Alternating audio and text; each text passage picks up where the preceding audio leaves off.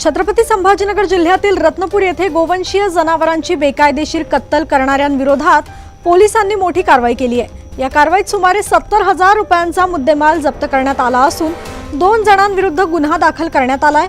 गुप्त माहितीच्या आधारे पोलिसांनी कुरेशी मोहल्ला परिसरात छापा टाकला। यावेळी गोवंशीय जनावरांचे अवशेष, कातडी तसेच 4 गायी, 1 कालवड आणि 1 गोन्हा जप्त करण्यात आला।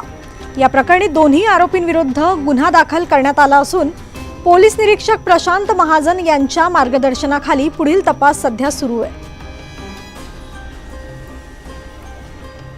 आज सकाळी 8 ते 8:30च्या दरम्यान आम्हाला आमच्या बातमीदाराकडून माहिती मिळाली की कुरेशी मस्जिद या ठिकाणी एका घरामध्ये गोवंशाची कत्तल सुरू आहे।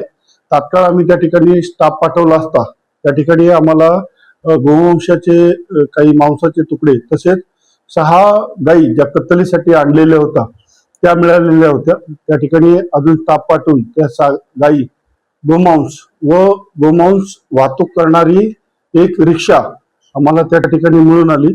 सदर ठिकाणी पंचनामा करून सर्व साहित्य ताब्यात घेण्यात आलेलं आहे।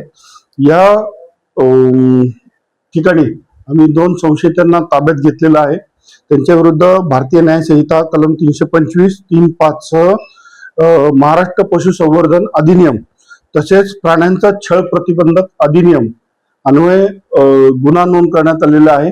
सदर गोमांसाचे तुकडे हे आम्ही पुढे तपासणी करता फॉरेन्सिक लॅबकडे पाठवलेले आहे। या 2 आरोपींना आम्ही माननीय कोर्टामध्ये उद्या हजर करीत आहोत।